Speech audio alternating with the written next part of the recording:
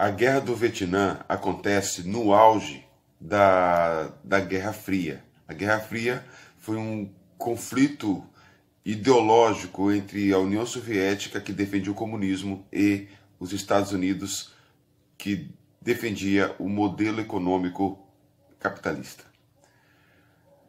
No Vietnã, a Guerra do Vietnã é uma consequência direta da Guerra da Indochina, que acontece na primeira metade da década de 50. No finalzinho da década de 50, no ano 1959, começa aí a Guerra do Vietnã. Vietnã do Norte, aliado dos russos comunistas, e o Vietnã do Sul, aliado aos Estados Unidos. Para muitos, essa guerra do Vietnã, ela foi um desastre, um erro dos Estados Unidos. Os Estados Unidos, preocupado com o avanço comunista, se dispôs aí a regimentar jovens para lutar na Guerra do Vietnã com pretexto e com o interesse também de evitar a expansão comunista. A guerra começa em 59 e vai terminar em 75. Mas a participação dos Estados Unidos nessa guerra é um pouco menor. Vai de Estados Unidos 1965 a 1973. Os Estados Unidos enviavam tropas, suprimentos para apoiar o governo do Vietnã do Sul. O final da guerra, todos já sabem, derrota aí para o Vietnã do Sul. Os Estados Unidos ele sai derrotado, entre aspas, assim, da Guerra do Vietnã.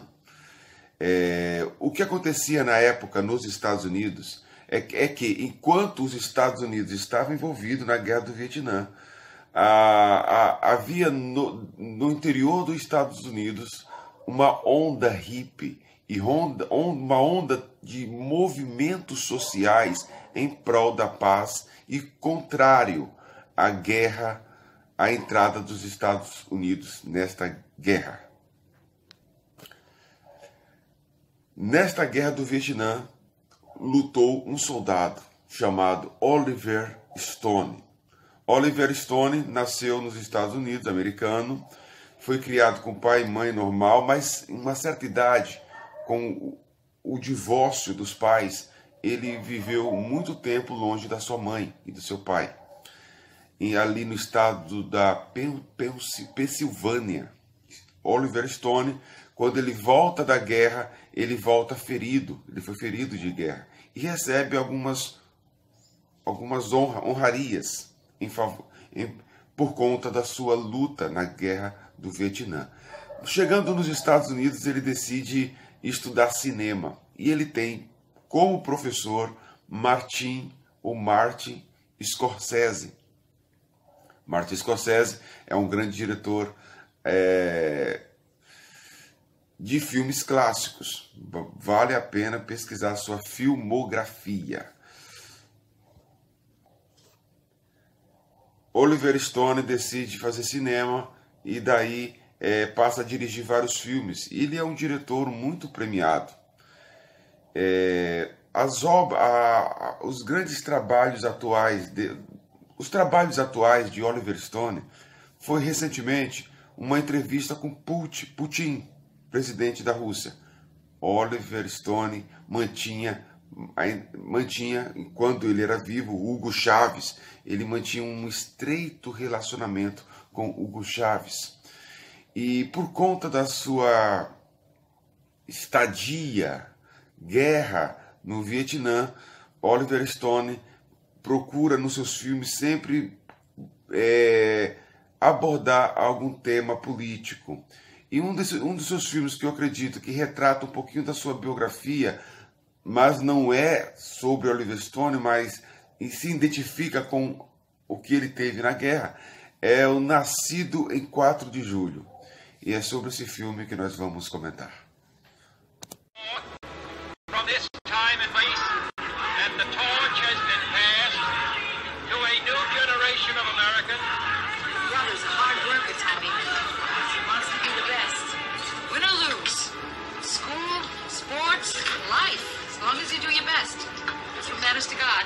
First off, young men, let's get one thing straight. There is nothing prouder, nothing finer, nothing standing as straight as a United States Marine. Our dad's got to go to WW2. This is our chance to do something. You should think about what you're doing, you know, Ronnie. You could get yourself killed. Did you ever think about that? O filme é baseado em um caso real, o caso de um jovem chamado Ronkovic, patriota, filhos de pais puritanos, super conservadores, pelo menos assim é retratado no filme, lutava e sonhava em defender os Estados Unidos, sonhava em combater o comunismo, acreditava que combatendo o comunismo ele estaria lutando pelo seu país. O Oliver Stone é claro, na sua trajetória pessoal, toda a sua aproximação com figuras da esquerda. Acredite, Venezuela, ele esteve aqui, amiguinho de Hugo Chávez, nessa amizade com Hugo Chávez, antecessor do democrático Maduro, ele conhece o nosso, aí, nosso quanto país, né? Como conterrâneo, não como ideólogo, não, que não tem nada a ver com isso, Fernando Meirelles. Mas Fernando Meirelles escreveu um livro, dirigiu um filme muito bom chamado Jardineiro Fiel. Enfim. Oliver Stone retrata a trajetória de Ronkovic, que de certa forma é um pouquinho da sua trajetória. Ambos têm coisas em comum. Lutaram no Vietnã, depois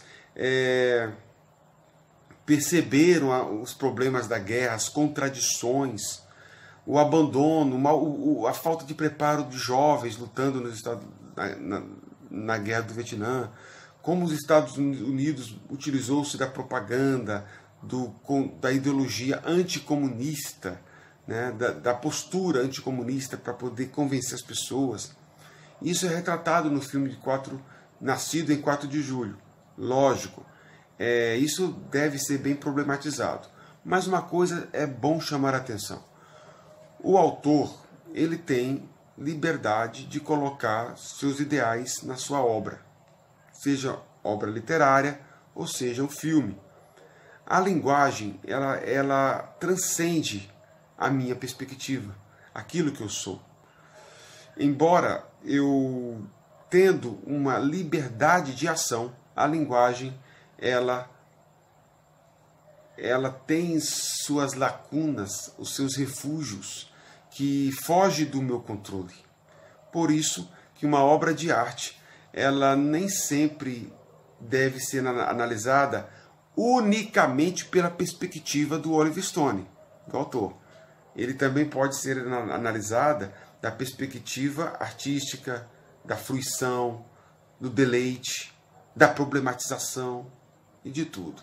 Então, sobre o filme Nascido 4 de Julho, você vai ter... Eu encontrei um trabalho acadêmico que vai mostrar o americanismo presente nesse filme, mesmo sendo um filme alinhado aí às causas dos democratas, progressistas, liberais. Lembrando, liberal nos Estados Unidos significa esquerdista. Essa interpretação vai mostrar quando um soldado americano é baleado no campo de batalha, lá no Vietnã.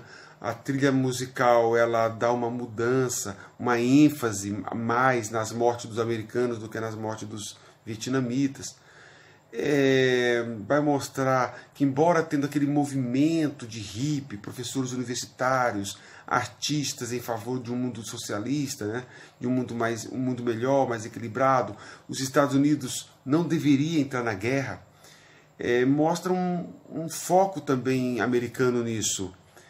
É uma linguagem, interpretação possível. Eu vejo que é altamente contestável isso, mas é uma interpretação. Sabendo quem foi Oliver Stone, fica difícil não associar as causas democratas ao seu filme Nascido em 4 de Julho, embora a liberdade, como já falei, transcende a esta breve reflexão.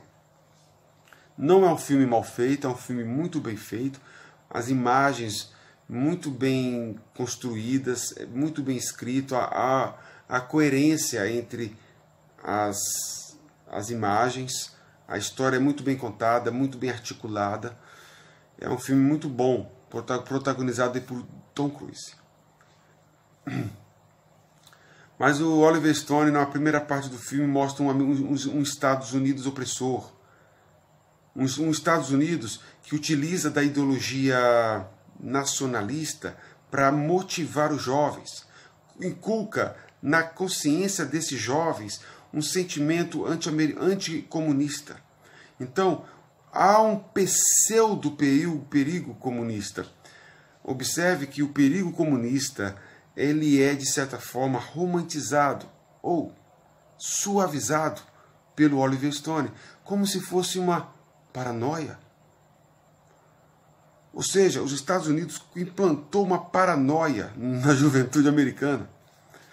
Esse cara, Ronkovic, ele volta paraplégico, ele encontra seus amigos, todos eles prosperando, felizes, e ele de cadeira de roda, resultado de quem lutou pelo seu país.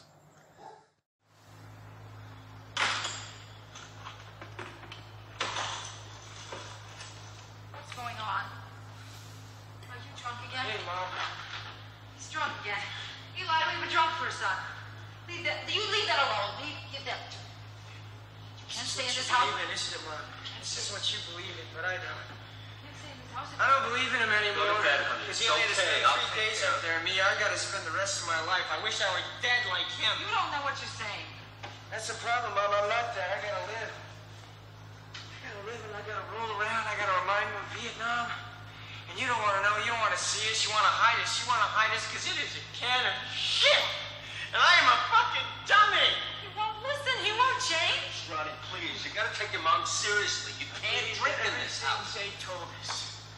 Go fight! Go kill! Soldier man, rain car! Yes, car left! Car left! Car left! It's all a lie. Don't Lie! Stop it. Go to bed. You sleep it off. What did they do to you in that war? What happened to you? You need help, Ronnie. You need help. You need help! With all your God and your bullshit dreams about me! You are ashamed of me! You're embarrassed by me! You guys give me some air. Let me talk to him, all right? You go to bed. Daddy's Fuck you! What did you say to me? like that. What did you say to me? What? Mom! Fuck you! Ronnie, that's enough! Wake him up! Tell them! You guys, Cameronetti! Rogers! You tell them all what they did to me! What they did to this whole block, this whole country! They're gonna call the police We this went to time. Vietnam to stop communism. We shot women and children. You didn't shoot women and children. What do you What say? said the war? Communism, the insidious evil. They told us to go. Yes, that's what they told us. Thou shalt not kill, Mom. Thou shalt not kill women and children. Thou shalt not kill, remember? Isn't that what you taught us? Isn't that what you taught us? Stop it! Stop it! I don't want you in this house. You're out of this house. Aqui não poderia de mencionar as diferenças entre nacionalismo e patriotismo. Muitas vezes é confundido isso, né? O patriotismo é como se fosse um nacionalismo. Olha, nacionalismo é uma ideologia. É o que o Mussolini fez na Itália. O Estado ele era a personificação do sentimento da nação. Oferecia para a nação, para o povo, uma unidade, como se fosse um organismo pleno, único, e somente a figura do Estado seria responsável por levar as pessoas ao nível, a sociedade italiana ao nível maior. Essas características, elas estão presentes no filme 4 de Julho, como se os Estados Unidos utilizassem das mesmas ferramentas. Já o patriotismo, ser patriota, não é acreditar na nação como uma ideologia, mas defender a sua própria cultura, defender a sua linguagem, as instituições culturais e sociais de seu país, da sua terra. É um pertencimento. Na verdade, esse sentimento patriota ele é importante para a construção de um país, para a formação de uma identidade. Isso é comum, né? Quando é transformado em uma ideologia, que é o perigo, mas quando não, é algo necessário para qualquer país se defender. Oliver Stone depois ele vai contar a história da segunda parte do Ronkovic. Ele deixa, depois de paraplégico, ele começa a repensar nas contradições daquilo que ele acreditava, daquilo que a propaganda americana falava e aquilo que ele viu na Guerra do Vietnã e como ele estava atualmente. Esses soldados no Vietnã, muitos foram abandonados, né? Foi um desastre total. Então, ele muda de lado, ele começa a frequentar e dar ouvidos para aquele outro lado do espectro político, que era a ala dos liberais. Os Estados Unidos aí estavam também numa ebulição de movimentos sociais, causas em prol da paz, causas feministas, movimento hippie, contava com a presença de muitos professores universitários, contava com a presença de jornalistas, atores de Hollywood, todos eles contrário aos Estados Unidos entrar na guerra. Quem seria contra esta causa? É a famosa causa aparente, né? Porque quem conhece a história do movimento revolucionário sabe muito bem das estratégias e dos estratagemas adotados pelo movimento revolucionário. A esquerda mundial ela é muito maior do que um governo da União Soviética. Era muito maior do que o perigo que estava ali assolando o Vietnã. Né? O auge aí era um auge de Guerra Fria. Há aqueles que julgam ser necessário uma defesa do comunismo, porque o comunismo ele é um movimento cultural, político, de transformação de valores, desde o cristianismo até valores da propriedade privada. E é um direito de um país, ou de um grupo, ou de uma sociedade se defender.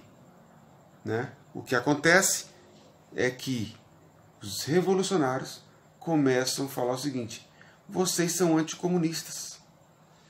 Como se o outro lado não tivesse o direito de se defender.